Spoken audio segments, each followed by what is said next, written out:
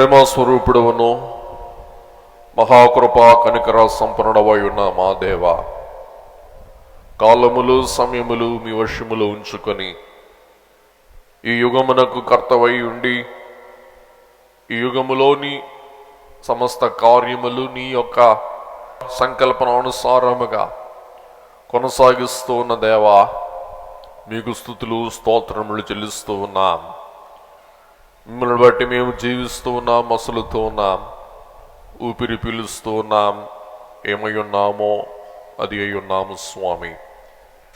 దేవా, ఇంతవరకు మాకు తోడై ఉండి మమ్మ కాపాడిన తండ్రి, మరి యొక్క నూతన అవసరములోని నూతన పండుగలోనికి మమ్మందరినీ ఏకీమర్చేటుకు సిద్ధపరుస్తున్న తండ్రి, మీకు స్తోత్రం చెల్లిస్తూ ఉన్నాం. దేవా, కీర్తనాకారుడు యెరూషలేమా, మా పాదముల్ని గమ్ములు నిలుచుచున్నవి. యెరూషలేమా, బాగుగా కట్టబడిన పట్టణం వలె నీవు కట్టబడి ఉన్నావు.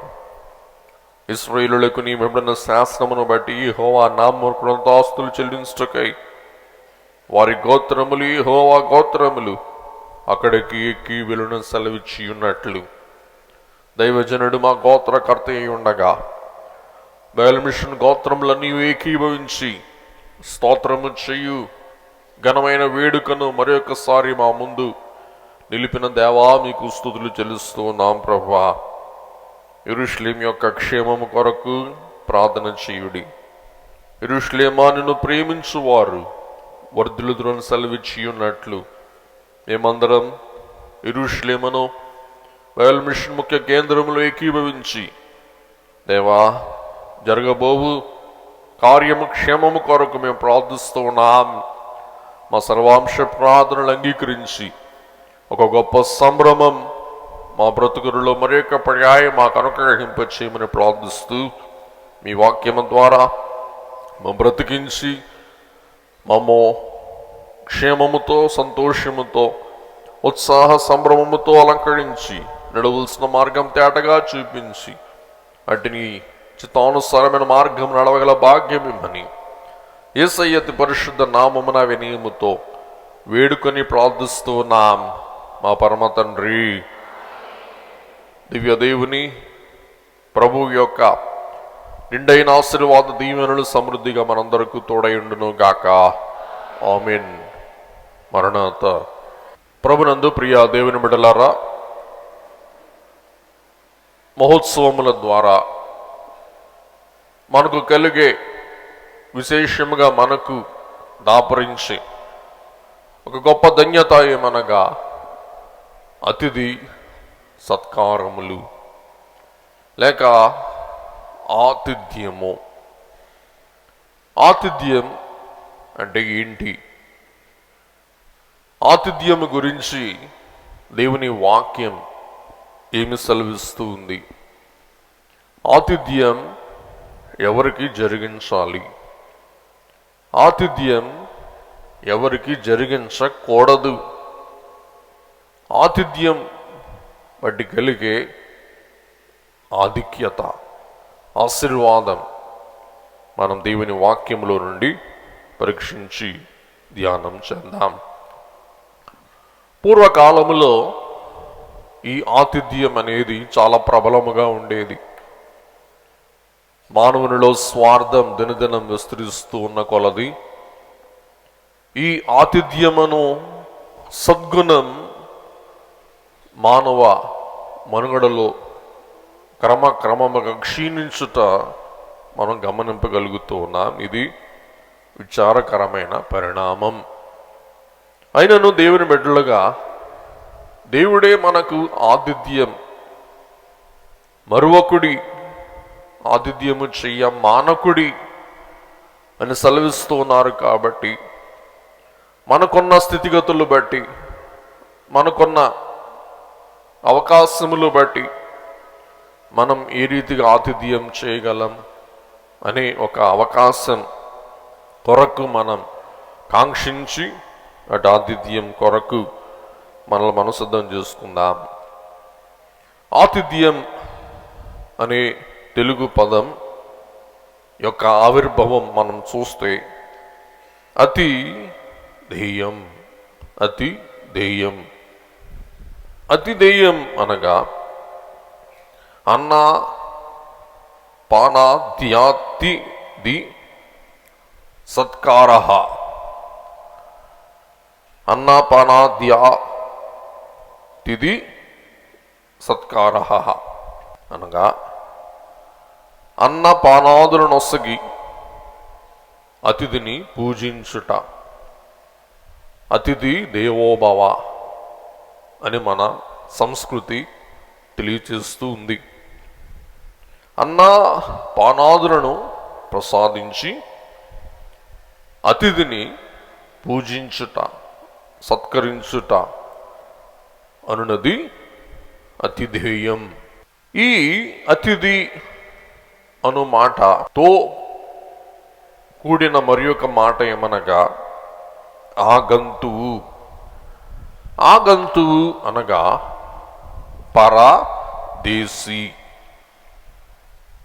లేక అకస్మాత్తుగా వచ్చువాడు. పరదేశీ అనగా వేరే ప్రాంతాలకి వెళ్తూ ఉన్నవాడు. వేరే ప్రాంతానికి వెళ్తూ ఉన్న మార్గములో మన ఆశ్రయం కోరినవాడు, మన ఆతిథ్యం కోరి చేరినవాడు, మన బస, మన పానాదులు, మన నీడను ఆశ్రయించిన వాడు.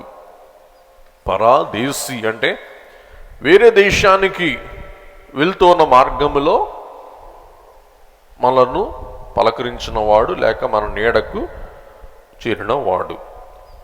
అలాగే ఆ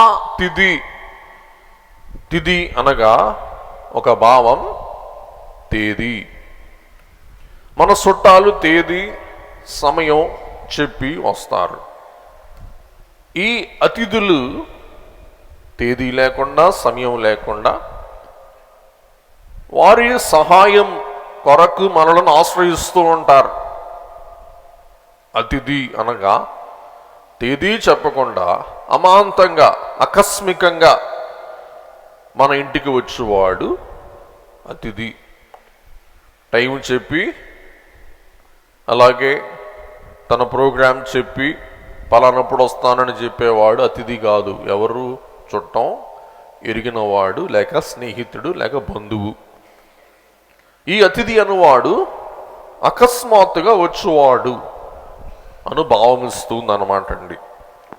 అలాగే గంతువు అంటే పోవువాడు, వెళ్ళేవాడు. ఆ గంతువు అనగా వెళ్తూ వెళ్తూ మన యొద్దకు వచ్చేవాడు అన్నమాట అండి. అంటే ముక్కు ముఖం ఎరుగని వాడు. వాని ముక్కు ముఖం మనం ఎరుగము, మన ముక్కు ముఖాలు వాడు ఎరుగడు.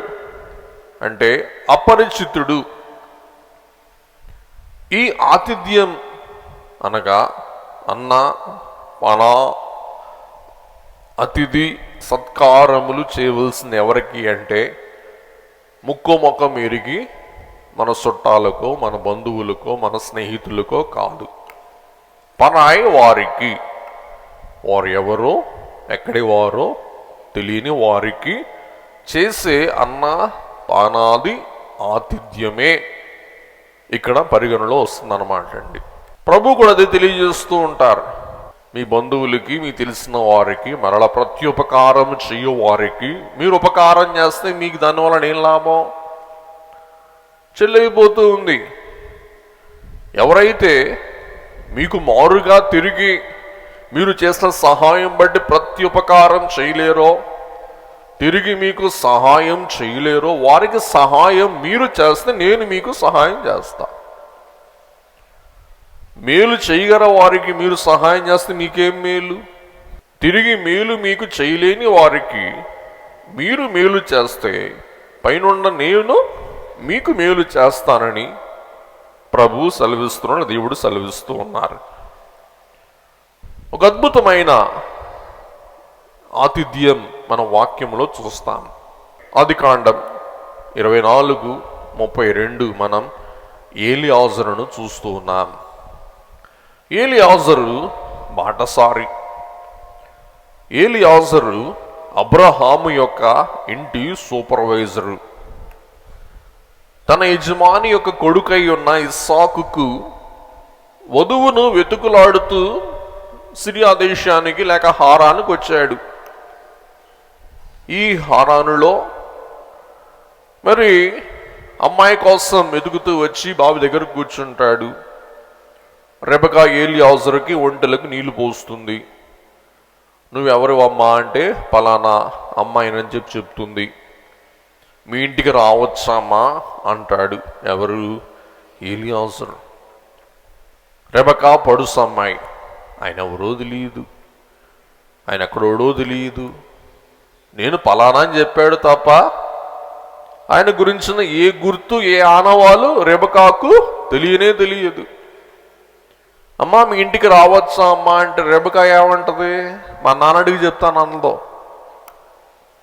వచ్చేయండి అంటే లాబాను ఇంట ఎంత ఆతిథ్యం ఉన్నదో మనం చూడగలుగుతూ ఉన్నాం అన్నమాట అండి. ఆదికాండం 24:32. ఆ మనుషుడు ఇంటికి వచ్చినప్పుడు రైట్, లాబాను ఒంటెల గంతలు చూసారా? లాబాను ఏం చేశాడు? ఒంటెల గంతలను విప్పాడు. లాబానికి ఏం పని? అది ఆతిథ్యం అంటే. అవి ఏలియాజరు ఒంటెలు. ఏలియాజరు లేక అబ్రహాం ఒంటెలు అవి. ఆ ఒంటెలకి గంతలు విప్పి ఒంటెలకు గడ్డి మేతయు మేత కాళ్ళు కడుక్కుకొనుటకు అతనితో కూడా కాళ్ళు కడుక్కోవటానికి ఏలియాజరుకి అతనితో కూడా ఉన్న వారికి నీళ్లు ఇచ్చి అతనికి భోజనము పెట్టించెను గాని. చూసారా? భోజనం పెట్టించను చాలు. రెబెకా నీళ్లు పోస్తే రెబెకా ఇంటి వాడై ఉన్న లాబాను ఏం చేస్తూ ఉన్నాడు? ఒంటెల గంతలు విప్పాడు, ఒంటెలకు మేత వేశాడు, అతనితో కూడా ఉన్న వారికి నీళ్ళు ఇచ్చాడు, భోజనం పెట్టాడు. ఇది ఆతిథ్యం అంటే. వాళ్ళెవరో, వచ్చిన బృందం ఎవరో, వచ్చిన వాహనాలు ఏంటో. ఎవరన్నా మన ఇంటికి వస్తే పెట్రోల్ కొట్టిస్తావా? లేదు. అవకాశం ఉంటే వాడు ఏమన్నా పెట్రోల్ మనకిస్తాడా అని మనం చూస్తాం. ఎవరికైనా భోజనం పెడతావా?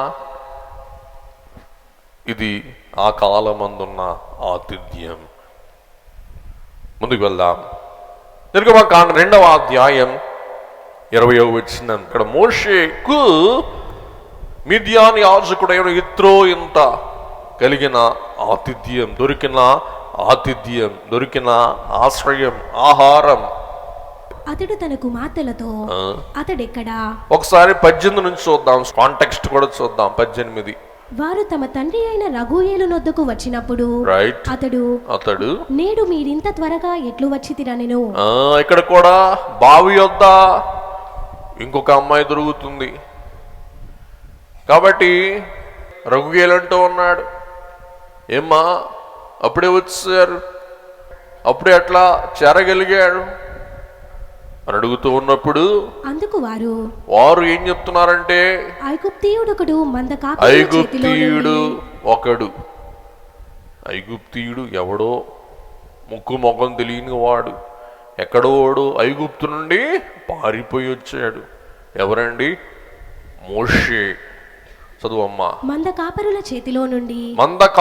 చేతిలో మంద కాపరులైన వారు ఆడపిల్లలైన మాకు బావి యొద్ద అవకాశం లేకుండా మమ్మల్ని హేళన చేస్తూ, మా గొర్రెలు నీళ్ళు తాగకుండా అడ్డుకుంటూ వారు అక్కడ రుబాబు చేస్తూ ఉన్నప్పుడు ఈ మోషే వచ్చి ఆ మంద కాపరులతో పోరాడి వారిని తోలివేసి, వారిని పారద్రోలి, వారిని అధిగమించి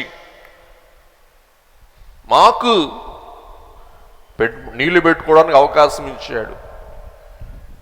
మేము త్వరగా నీళ్లు పెట్టుకోగలిగాం వెయిట్ చేయకుండా. ఆ కుర్రకారు మా మందలకు ఇబ్బంది పెట్టకుండా మేము త్వరగా నీళ్లు మందలకు తాపిచ్చేసాం కాబట్టి మేము త్వరగా వచ్చాం. మమ్మును తప్పించి త్వరగా నీళ్లు చేది మన మందకు పెట్టెననగా, మన మందకు నీళ్లు పెట్టిన బావిలో నుండి మోషే గబగబా గబగబా నీళ్లు చేది. అక్కడ రెబకా నీళ్లు చేది ఒంటెలకు పోసి కోడలైంది. ఇక్కడ మోషే గొర్రెలకు నీళ్లు పోసి ఇంటి అల్లుడయ్యాడు. అక్కడ కోడలైంది, ఇక్కడ అల్లుడయ్యాడు. చూడండి ఎంత అద్భుతం. మొదట అమ్మాయిలకి ఆతిథ్యం చేశాడు ఎవరు? మోషే. అమ్మాయిలు ఇప్పుడు ఎవరికి ఆతిథ్యం చేస్తున్నారు? మోషేకు ఆతిథ్యం చేస్తూ ఉన్నాడు. అతడు తన కుమార్తెలతో అతడెక్కడా ఎక్కడా ఆ మనుష్యుని ఎలా ఆ మనుష్యుని, మోషేను కాదండి, ఆ మనుష్యుడు. మనుషుడు అంటే ఇందాక మీకు చెప్పాను, బాటసారి, పరదేశి, అగంతువు, ఎవరో తెలియనోడు, ఎటో వెళ్తున్నాడు, మాకు నీళ్లు పెట్టాడు, ఇంటికి రమ్మన్నా ఇంటికి వచ్చాడు. ఆ మనుష్యుడు ఎలా విడిచి వచ్చితిరి? మీరు ఎట్లా విడిచి వచ్చారు? భోజనమునకు అతని పిలుచుకొని రండనెను. చూసారా ఏం చేశారు? వదిలేశారా ఆయన్ని? మీకు నీళ్లు పోసి త్వరగా ఇంటికి పంపించిన ఆ మంచోడిని వదిలేశారా? ఏం చేయండి, త్వరగా ఇంటికి తీసుకుని రండి, ఇంట్లో మనం ఆతిథ్యం ఇద్దాం అన్నారు. ఎవరు? మిద్యాన్. ఇంటికి బాటసారిగా వచ్చిన మోషే కడకేమయ్యాడు?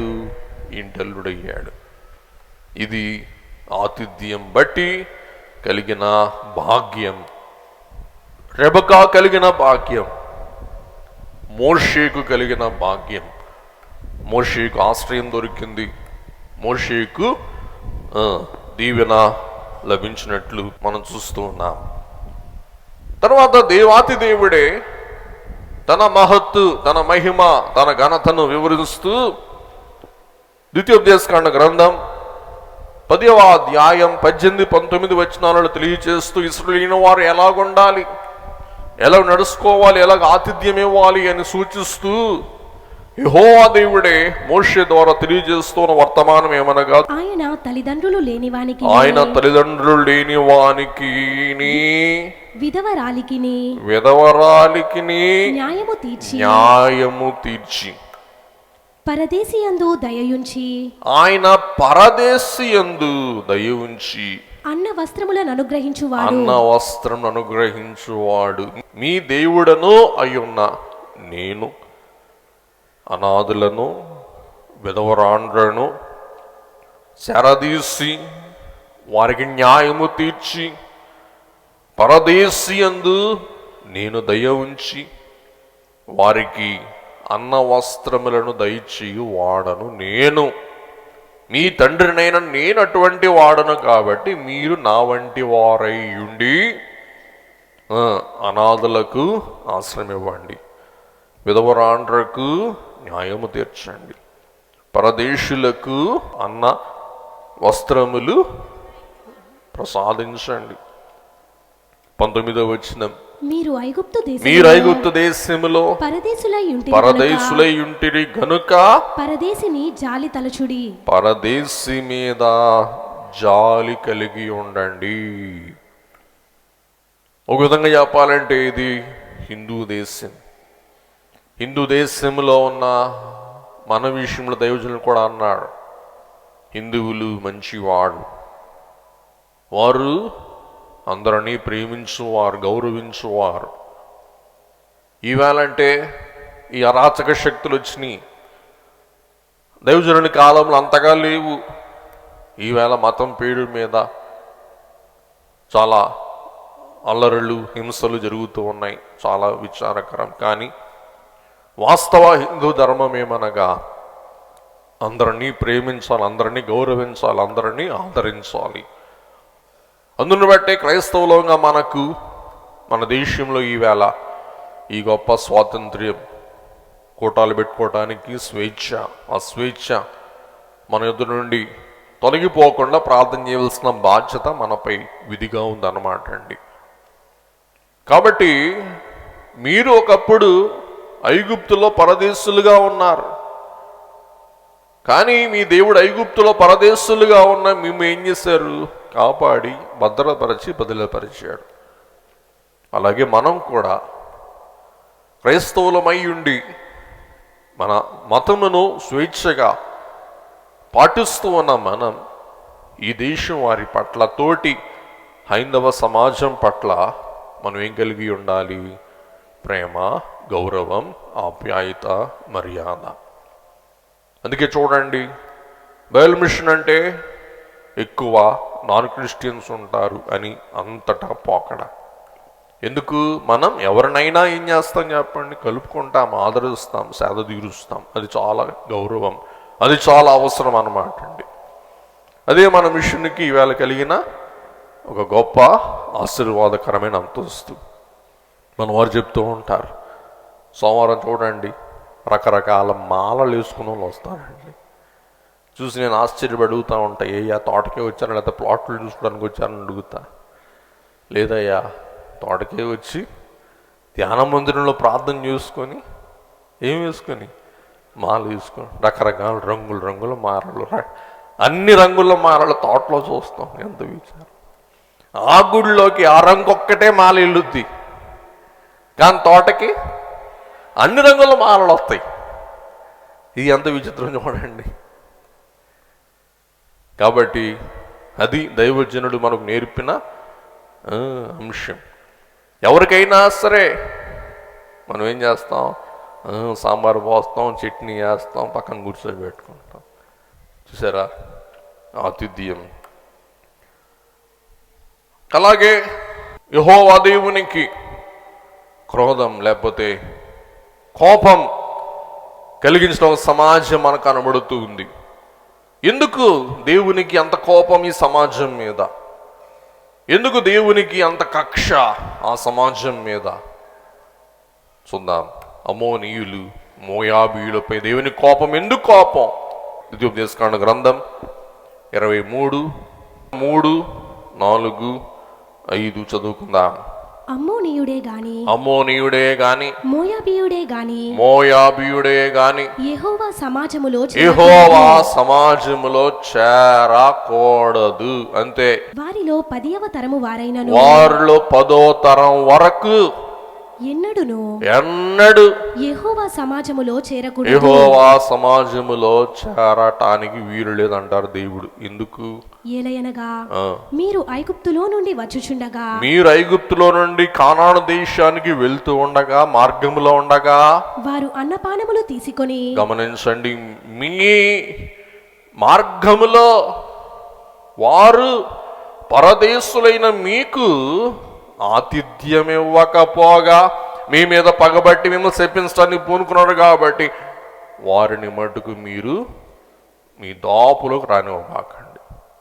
మిమ్మును ఎదుర్కొనరాక, వారు మిమ్మల్ని ప్రేమతో ఎదుర్కోక నిన్ను శపించుటకు బహుమానమునిచ్చి, నిన్ను అనగా ఇశ్రాయేలు నిన్ను శపించుటకు బహుమానాలు పంచి, నదుల యరాములోని పెతోరులో నుండి నీకు విరోధముగా బెయోరు కుమారుడైన బిలామును పిలిపించి, బిలామన్య ప్రవక్తను పిలిపించి ప్రేరేపించి, అయితే నీ దేవుడైన యెహోవా మిమ్మల్ని శపించడానికి పూనుకున్న వీళ్ళు, అయితే మీ దేవుడైన యెహోవా బిలాము మాట విననొల్లకుండెను.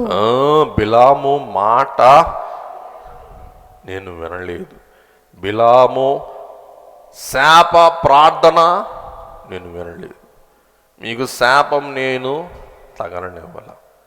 శాపమైనా నేను పెట్టాల్సింది, దీవెనైనా నేను ఇవ్వాల్సింది. బిలాము డబ్బు చేతబట్టుకొని మీకు చేతబడి చేయాలని చూశాడు, కానీ మీకు చేతబడి చేయటానికి వాడికి చేతకాలా. ఎందుకు? నేను వాని మనవిని వినలా. చూసారా?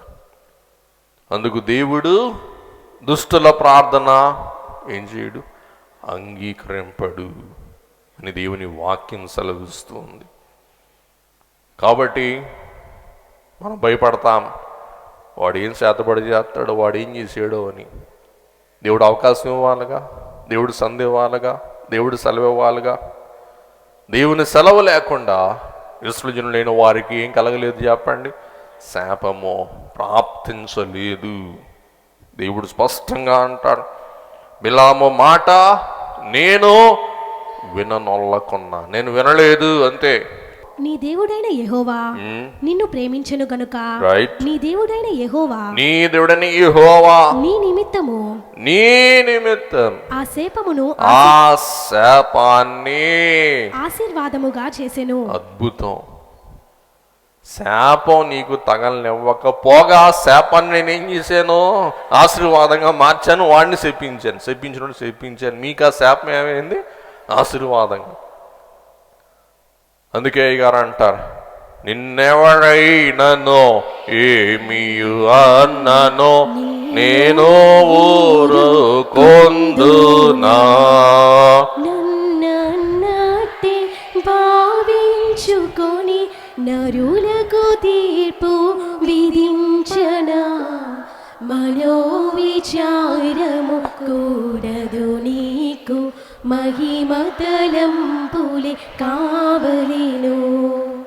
కాబట్టి నీ దేవుడైన యెహోవా నిన్ను ప్రేమించిన కారణాన నీకు శాపము తగలనివ్వకపోగా వారు శాపగ్రస్తులయ్యారు, నీవు ఆశీర్వాదభరితుడవయ్యావు అని దేవుడు బిలాము గురించిన సంగతి స్పష్టంగా వారికి సెలవిస్తూ, మిమ్మల్ని వారు ఎదుర్కొనడాలా, మీకు వారు స్వాగతం పలకలా, మీకు వారు అన్నపానాదులు ఇవ్వాలా. అందుచేత ఏం చెయ్యొద్దు? వాళ్ళని చేర్చుకోవద్దు. బైబిల్ మిషన్లో దేవుడు మనకు దయచేసిన వాక్యం ఏంటంటే, ఆహ్వానించడమే కాదు, ఏం చేస్తాం? అన్నపానాలు ఇస్తాం, పంచుతాం. కాబట్టి మీకు అవకాశం దొరుకుతుంది ఎవరికి ఆహారం పెట్టడానికి? అపరిచితులకు, పరదేశులకు. వారెవరో తెలియదు, మీ ఇంట్లో అట్లాగో పెట్టలేరు, పెట్టినా కానీ మీ ఆయన ఒప్పుకోడు. కానీ మన ఆయన ఒప్పుకుంటాడు. ఎవరైనా యేసు ఒప్పుకుంటాడు, దేవదాసయ్య గారు ఒప్పుకుంటాడు. అంచేత మీ ఇంటి వస్తువులు మీరు పెట్టలేరు కాబట్టి దేవునింటి వస్తువులు ఏం చేయొచ్చు? అనేకులకు వడ్డించి ఆ దీవెన అందుకోవచ్చు. గమనించండి, కరోనా తర్వాత నా సాక్ష్యం చెప్తున్నా, దేవుడు బహుగా దీవించని, బహుగా విస్తరింపజేసాడు. అందుచేత కరోనా నుండి ఆ కార్యక్రమాన్ని ఆపు చేయాలి, సాగిస్తూ ఉన్నాం.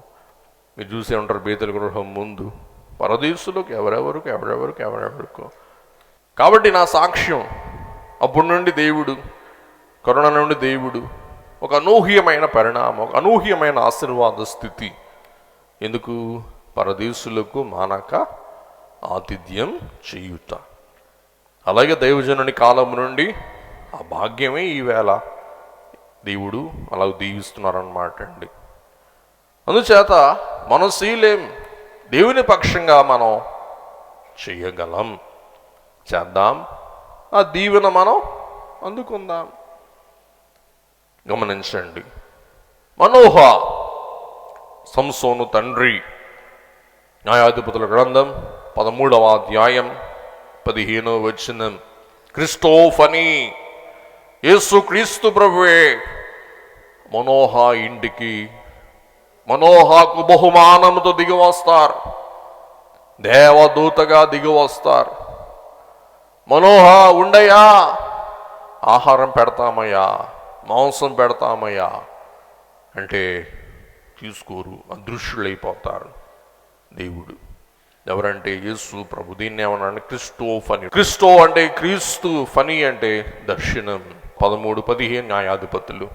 అప్పుడు మనోహ మేము ఒక మేకపిల్లను సిద్ధపరచి, మేము మీకు మేకపిల్లను సిద్ధపరచి నీ సన్నిధిని ఉంచు వరకు, ఓ దేవదూత, ఓ దైవాంశ సంభూతుడా, ఒక మేకపిల్లను సిద్ధం చేసి నీ సన్నిధిని ఉంచు వరకు నీవు ఆగు. అబ్రహాము మేకపిల్లను సిద్ధం చేసి శారమ్మ రొట్టెలు సిద్ధం చేసే వరకు దేవుడు ఆగుతాడు. ఇక్కడ మటుకు దేవుడు ఆగరు. మనవి చేసుకొనుచున్నామని యెహోవా దూతతో చెప్పగా. రైట్. 16వ వచనం. యెహోవా దూత నీవు నన్ను నిలిపినను నీ భోజనము నేను తినను. నీవు దహన బలి అర్పించనుద్దేశించిన ఎడలా నీవు దహన బలి అర్పించాలని అనుకున్నట్లయితే యెహోవాకు దానిని అర్పింపవలెను యెహోవాకే దానిని అర్పించు గాని అని మనోహతో చెప్పెను. నాకు కాదు అని మనోహతో చెప్తాడు. చూసారా, దైవాంశ సంభూతుడు త్రిత్వములో ఒకరై ఉన్న యేసుక్రీస్తు ప్రభువు అంటారు, నాకొద్దు నాకొద్దు నాకొద్దు, నిన్ను దేవదూతనే నా తండ్రికి ఇవ్వండి ఘనత, నా తండ్రికి వేయండి ధూపం, నా తండ్రికి ఇవ్వండి బలి అర్పణ, నాకొద్దు నాకొద్దు, నేను తిన్నో. అబ్రహాం ఏంట యెహోవా దేవుడు వేచియుండి భుజించిన తర్వాత తన మనస్సును అబ్రహాముతో పంచుకుంటాడు. ఇక్కడ క్రీస్తు ప్రభు అవకాశం ఇవ్వరు, నాకొద్దు, నేను వర్తమానం అందించడానికి బహుమానం ఇచ్చుటకు నేను వచ్చాను, యెహోవా దేవుని సమర్పించుకోండి, తండ్రి నాకు అప్పగించిన పని నేను చేశాను, నేను వెళ్ళిపోతూ ఉన్నాను, ఆతిథ్యం. కాబట్టి హెబ్రీ 13:2 మనం చూస్తాం, తెలియకుండానే దేవదూతలకు ఆతిథ్యం చేశారంటండి వీళ్ళందరూ కూడా. ఎంత గొప్ప అంతస్తు, ఎంత గొప్ప ఘనత. ఆయన ఎవరో తెలియదు. ఉండయా దేవుని ప్రవక్త, ఉండయా, నేనుండను, నాకు అనుమతి లేదు, నేను వెళ్ళిపోవాలి. వెళ్ళిపోయాడు. దేవుడు దీవించాడు. మనం ఆ భార్య గర్భం ధరించింది, సంసోనును బలార్జుని న్యాయాధిపతిని దాల్చింది, లోకానికి అందించింది. గమనించండి, 2వ రాజుల గ్రంథం 4వ అధ్యాయం 8వ వచనం, ఎలీషా షునేమీయురాలు. ఒక దినమందు ఎలీషా షూనేము పట్టణమునకు పోగా అచ్చట గనురాలైన యొక్క స్త్రీ భోజనమునకు రమ్మని అతని బలవంతము చేసెను గనుక అతడు ఆ మార్గమున వచ్చినప్పుడెల్లా ఆమె ఇంట భోజనము చేయుచూ వచ్చెను. మీకు తెలుసు షునేమీయురాలు యొక్క కథ. షునేమీయురాలికి బిడ్డలు లేడు కాబట్టి షునేమీయురాలికి ఏం కావాలి అడుగంటారు ఎలీషా దాసుని. నాకేం వద్దయ్యా, నీ పిల్లలు వద్దా, సరే మీ చిత్తమైతే. షునేమీయురాలికి బిడ్డ కలుగుతాడు. ఎండాకాలంలో వాళ్ళ నాన్నతో పొలానికి వెళ్తాడు, వడదెబ్బ తగులు చచ్చిపోతాడు. శవం తీసుకొచ్చి పండబెడతారు. ఈ షునేమీయురాలికి బాధ, దుఃఖం, ఆవేదన, ఆందోళన. గాడిద కట్టించి గంతలు కట్టించి గబగబా ప్రవక్త యొద్దకు వెళ్తుంది. ప్రవక్త అంటాడు, దాసుడా నువ్వు వెళ్ళు. దాసుని వల్ల కాదు. అప్పుడు షునేమీయుడు అంటుంది, అయ్యా నాకు ఎందుకు ఇచ్చావు, ఎందుకు తీసుకున్నావు? అప్పుడు ఎలీషా తన మహిమను ప్రచురపరుస్తూ, అమ్మా షునేమీయురాలు, నువ్వు అడగకుండా నేను ఇచ్చా, నువ్వు నాకు చేసిన ఆతిథ్యం బట్టి నేను నీకు మారుగా చనిపోయిన కుమారుని మరలా నీకు ఇస్తానని చెప్పి ఎలీషా వచ్చి ఆ బిడ్డ మీద పరుండి ప్రార్థన చేస్తున్నప్పుడు కుమారుడు ఏమవుతాడు చెప్పండి, మరలా సజీవుడు అవుతాడు. అప్పుడు మరలా ఎలీషా ప్రవక్త కుమారుని షునేమీయురాలికి అప్పచెప్తాడు. కాబట్టి షునేమీయురాలికి కలిగిన భాగ్యం. దారిన పోయే ప్రవక్త ఎలీషా. షునేమీయురాలు ఏం చేస్తుంది, అయ్యా నువ్వు ప్రవక్తవు, నీ దీవెన నాకు లభించాలి అని చెప్పి దారిన పోయే ప్రవక్తను బలవంతము చేసి తన ఇంట్లోనికి ఆహ్వానించుకున్న కారణాన బిడ్డ కలిగాడు. బిడ్డ ప్రమాదం శాతం మరణించగా మరలా తిరిగి సజీవుడిగా దక్కాడు. తన కుటుంబం ఏమని చెప్పండి, వర్ధిల్లింది. షునేమీయురాలు. అలాగే సారేపతు విధవరాలు కూడా అలాగే ఆతిథ్యం చేసి ఆశీర్వాదం మరి ధన్యత అందుకున్నట్లు మనందరూ కూడా తెలుసు. సారేపతు విధవరాలు కొంచెం నూనె కొంచెం పిండి ఉంది, ఇంకా తిని మదుగు చాలించుకుందాం, ఇదే చివరి ముద్ద అని సిద్ధపడుతూ ఉన్నారు. ప్రవక్త వచ్చి, అమ్మ ఏమైనా పెడతావా, ఉన్నది కాస్త ఇంక మనం చచ్చిపోతున్నాం కదా, ఏదో ప్రవక్తకి పెడితే మనకి పుణ్యం కలుగుద్ది కదా అని బహుశా సారేపతి విధురాలు ఏం చేసిందండి, ప్రవక్తకు పెట్టి మనం తనువు చాలిద్దాం అనుకుందేమో. ప్రవక్తకు పెట్టింది, తన ఇంటి పంట పండింది, తన పాత్రలు నూనెతో నిండినాయి, తన రుణాలు తీరాయి, తన కరువు తీరింది, తన పరువు నిలబడింది. కరువు కాలం అంతా కూడా తానేమేం చెప్పండి పోషింపబడింది. దీన్ని బట్టి ఎవరో తెలియని ఏలియానో కరువు కాలములో తన ఇంట చేర్చుకొనినందున, ఇంట అవకాశం కల్పించినందున. తర్వాత యోబు భక్తుడు అంటాడండి, గట్టిగా దృఢముగా ఇచ్చే సాక్ష్యం. యోబు గ్రంథం 31వ అధ్యాయం 32వ వచనం. పరదేశిని వీధిలో ఉండనీయక, నేను వీధిలో ఉండనీయకుండా నా ఇంటి వీధి తలుపులు తెరచితిని గదా, నా ఇంటి వీధి తలుపులు తెరచితిని.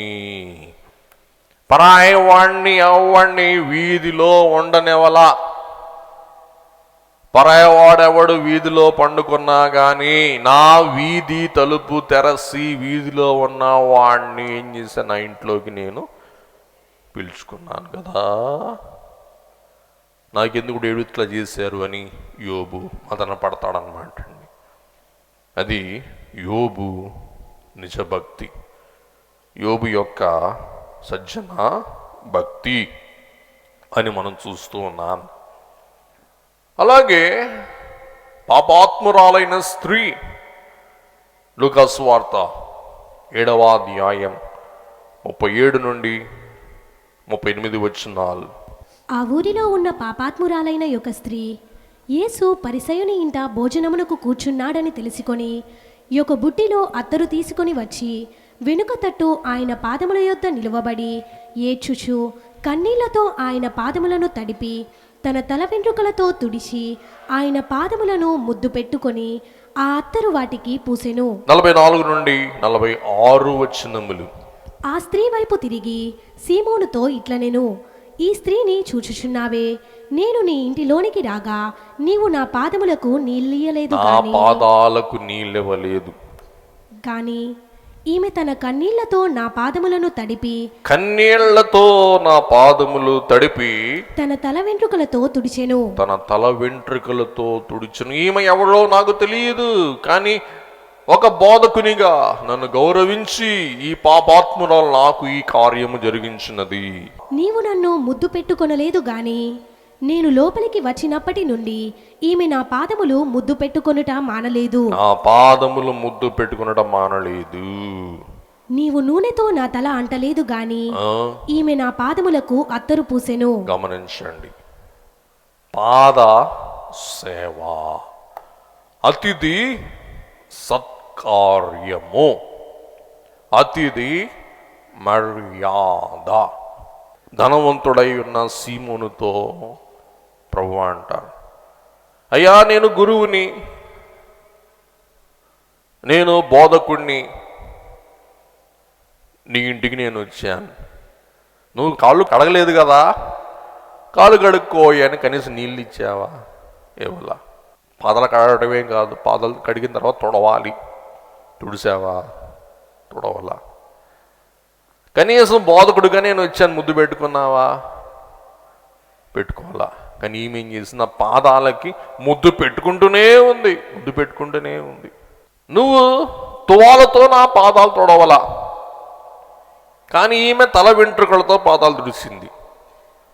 నువ్వు పాదాలకి నీళ్ళెవలా, ఈమె నా పాదాలకి కన్నీళ్లు పోసింది. నువ్వు నా బొగ్గకు ముద్దు పెట్టలా, ఈమె నా పాదాలకి ముద్దు పెడుతూనే ఉంది.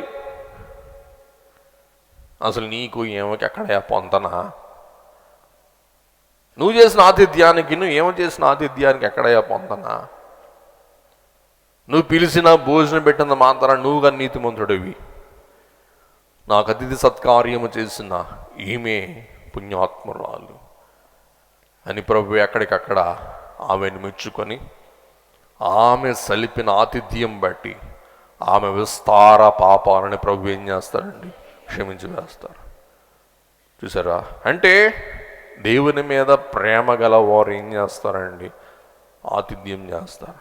47 వచనం, ఆమె విస్తారముగా ఆమె ప్రేమించును గనుక విస్తారముగా ప్రేమించను గనుక ఆమె యొక్క విస్తార ఆమె యొక్క పాపములు విస్తార క్షమించబడును పాపం క్షమింపబడని నీతో చెప్పుచున్నాను. నీతో చెప్పుచున్నాను. ఎవనికి కొంచెముగా ఎవనికి క్షమింపబడునో కొంచెముగా క్షమింపబడునో వాడు కొంచెముగా వాడు ప్రేమించునని కొంచెముగా ప్రేమించునని చెప్పాను. చాలు. కాబట్టి దేవుని మీద, దైవజనుని మీద మనకి ఎంత అభిమానం ఉందో, ప్రేమ ఉందో వచ్చే ఆదివారం బయటపడుద్ది అన్నమాట. మా తృప్తి కోసం పరిచర్య చేయండి. పరిచర్య ద్వారా మీ ప్రేమ అంటే రుజువు చేసుకుని దేవుడు దీవిస్తారు, ఆస్వాదిస్తారు. ఉత్త ప్రేమ, నిజమైన ప్రేమ వ్యక్తం చేయండి. యెషయా గ్రంథం 58వ అధ్యాయం 7 నుండి 11 వచనములు. నీ ఆహారము ఆకలి గొనిన వారికి పెట్టుటయు, చూసారా? ఆకలిగన్న వారికి పెట్టుటయు, నీ రక్త సంబంధికి రైట్ ముఖము తప్పింపకుండుటయు, రైట్ దిక్కుమాలిన బీదలను నీ ఇంట చేర్చుకొనుటయు, రైట్ వస్త్రహీనుడు నీకు కనబడినప్పుడు Right. వానికి వస్త్రములిచ్చుటయు, రైట్ ఇదే గదా నాకిష్టమైన ఉపవాసము. ఇదే కదా నాకు ఇష్టమైన ఉపవాసము, ఇవే కదా నేను మెచ్చేది, ఇవే కదా నేను కోరేది. ఏంటవి? ఆమె ఇంకోసారి చదువమ్మా. నీ ఆహారము ఆకలి గొనిన వానికి పెట్టుటయు, ఆకలిగా ఉన్నవాడికి అన్నం పెట్టు. నీ రక్త సంబంధికి ముఖము తప్పింపకుండుటయు, నీ బంధువుని దూరం చేసుకోవద్దు. దిక్కుమాలిన బీదలను నీ ఇంట చేర్చుకొనుటయు, దిక్కుమాలిన బేదలని ఇంట్లో అవకాశం ఇవ్వు. వస్త్రహీనుడు నీకు కనబడినప్పుడు వానికి వస్త్రములిచ్చుటయు, వస్త్రహీనుడు కనబడితే వాడికి వస్త్రం దానం చేయి. ఇదే గదా నాకిష్టమైన ఉపవాసము. ఈ నాకు ఇష్టమైన ఉపవాసాలు. అలాగున నీవు చేసిన ఎడల నీ వెలుగు వేకువ చుక్కవలే ఉదయించును. నీవు అలాగు చేస్తే నీ వెలుగు వేకువ నక్షత్రం లాగా ప్రకాశించును.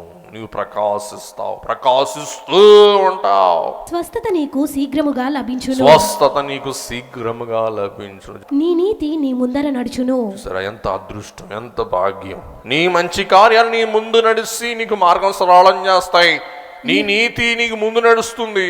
నువ్వు నీతి మార్గం నడుస్తావు. అదే నీకు నీతిగా, నీ మార్గమును తిన్నగా, తొట్టిల్లకొండగా, వెలుగుగా నడిపింపజేస్తుంది. యెహోవా మహిమ నీ సైన్యపు వెనుకటి భాగమును కావలి కాయును.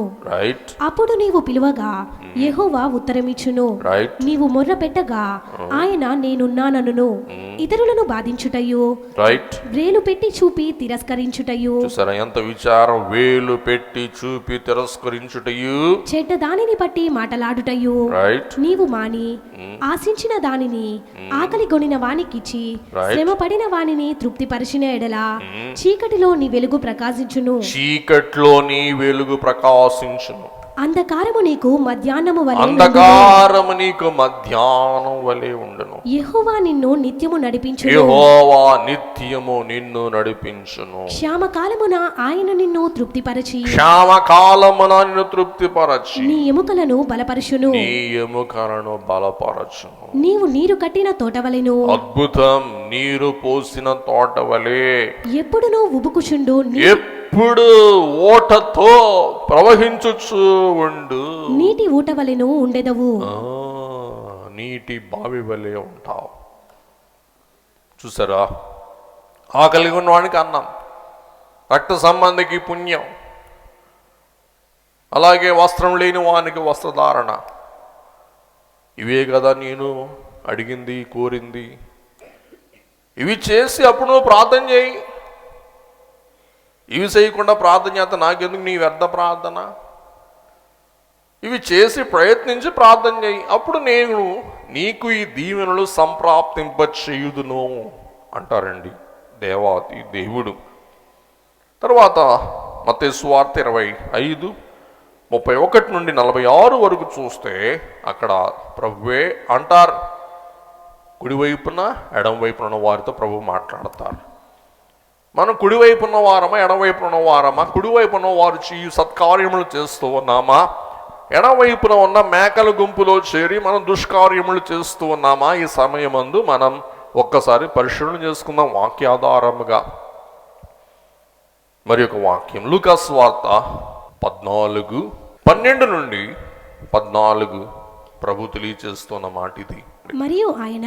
మరియు యేసయ్య తన్ను పిలిచిన వానితో ఇట్లనెను, ఏమని? నీవు పగటి విందైనను రాత్రి విందైనను చేయునప్పుడు నీ స్నేహితులనైనను నీ సహోదరులనైనను నీ బంధువులనైనను ధనవంతులకు నీ పొరుగు వారినైనను పిలవవద్దు.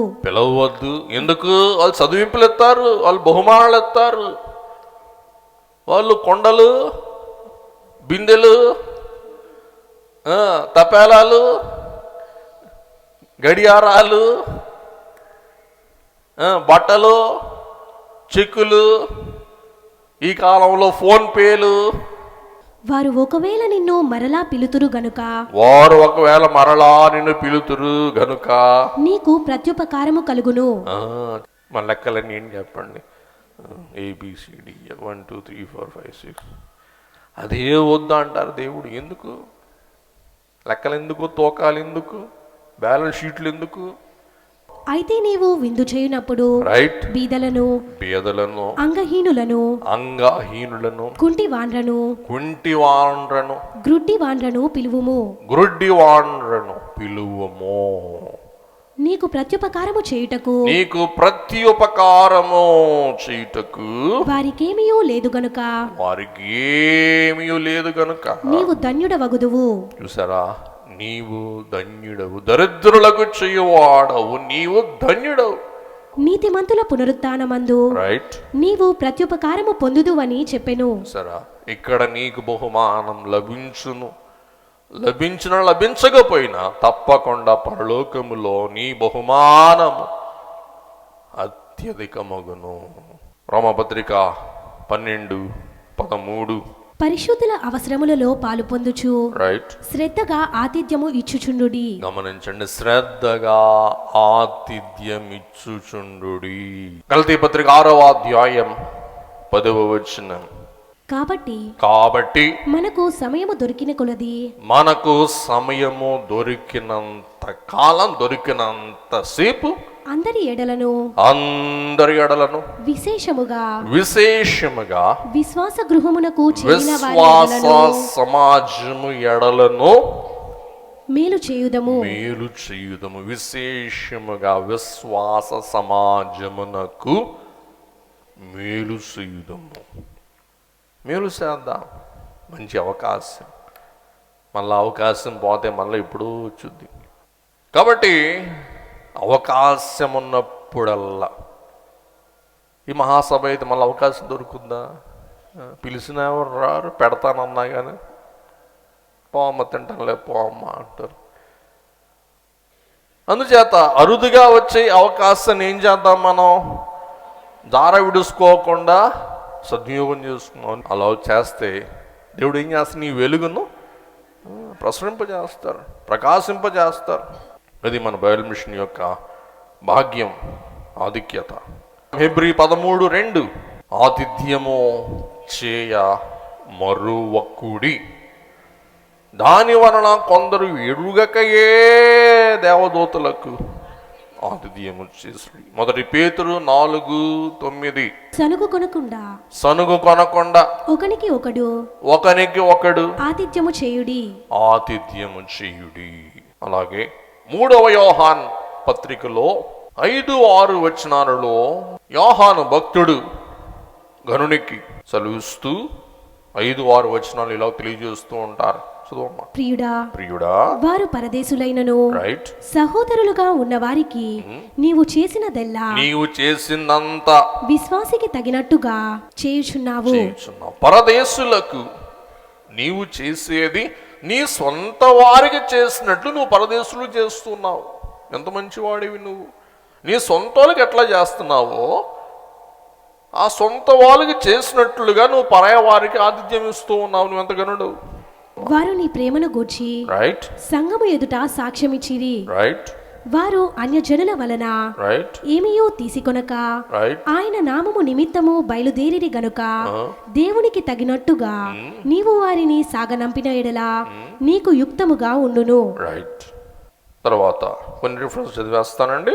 మొదటి తిమోతి 5, 9, 10. అలాగే రోమా 16, 23. తీతుకు పత్రిక 3, 13, 14. ఫిలోమేను పత్రిక 22వ వచనం. ఎవరికి ఆతిథ్యం చేయకూడదు? ఒక మాట చెప్పి ముగించేసుకుందాం. గుర్తుపెట్టుకోండి, చేయకూడని వాళ్ళు కూడా ఉన్నారు. పరదేశికి, పేదవానికి, బాటసారికి, అందరికి చేయండి చేయండి చేయండి చేయండి చేయండి చేయండి అని దేవుడే చెయ్యొద్దు అంటారు. ఇదేంటబ్బా? చూద్దాం. 2వ యోహాను పత్రిక 1వ అధ్యాయం 9 నుండి 11 వచనములు. క్రీస్తు బోధయందు నిలిచి ఉండక దానిని విడిచి ముందుకు సాగు ప్రతి వాడును దేవుని అంగీకరింపని వాడు. గమనించండి. అప్పుడు దాకా బాగానే ఉంటారు. పెళ్ళిళ్ళు, పేరంటాలు, ఇచ్చి పుచ్చుకోవడాలు వచ్చేటప్పటికి పెళ్ళిళ్ళు అవ్వట్లేదండి. చూసారా? నిలిచి ఉండక విడిచి ముందుకు సాగు ప్రతి వాడునో దేవుని అంగీకరింపని వాడు. ఆ బోధయందు నిలిచియుండువాడు తండ్రిని కుమారుని రైట్ అంగీకరించువాడు బోధయందు నిలిచియుండువాడు, నిలిచియుండని వాడు. నెక్స్ట్, ఎవడైనను ఈ బోధను తేక రైట్ మీ వద్దకు వచ్చిన ఎడల, ఈ దేవుని బోధను తీసుకురాక వేరే బోధను మీ వద్దకు తెచ్చిన ఎడల వానిని మీ ఇంట చేర్చుకోవద్దు. శుభమని వానితో చెప్పను. వానికి వందనాలని చెప్పొద్దు. శుభమని వానితో చెప్పువాడు వాని దుష్ట క్రియలలో పాలివాడగును. చాలు. కాబట్టి దేవుని మార్గము నుండి తొలగిన వారి వైపు మీరు మళ్ళవద్దు, వారిని చేర్చవద్దు, వారిని చేర్చుకొనవద్దు. వాక్యమందు నిలిచి ఉండని వారిని మీరు చేర్చుకుంటే వానికి కలిగే పాపములు మీరు పాలు పంచుకుంటారు అని సెలవిస్తూ ఉన్నారు. అందుచేత ఈవేళ వాక్యం బట్టి మన బాధ్యత, మనం వాక్యం అంగీకరించి వాక్యం యందు నిలిచి ఉండవలసిన వారం. అట్టి నిలిచి ఉండగల ధన్యత ప్రభు మనందరకు దయచేయును గాక. దయగల ప్రభు, కృపగల దేవ, ఆతిథ్యము చెయ్యు మీరు, ఆతిథ్యం అందుకొను మీరు, ఆతిథ్యం అందించవలసిందిగా ఆజ్ఞాపిస్తూ ఉండగా అట్టి వారమందరినీ ఈవేళ సిద్ధపరచుమని, మా ముందు ఉన్న ఆదివారం నుండి మంగళవారం వరకు జరుగు మహోత్సవాలలో మా వంతుగా మేము మహాతిథ్యం చెయ్యు మహనీయులముగా మమ్మందరిని తయారు చేయమని మహామహుడయ్యున్న యేసు నామమున వేడుకొని ప్రార్థిస్తూ ఉన్నాము మా పరమ తండ్రి.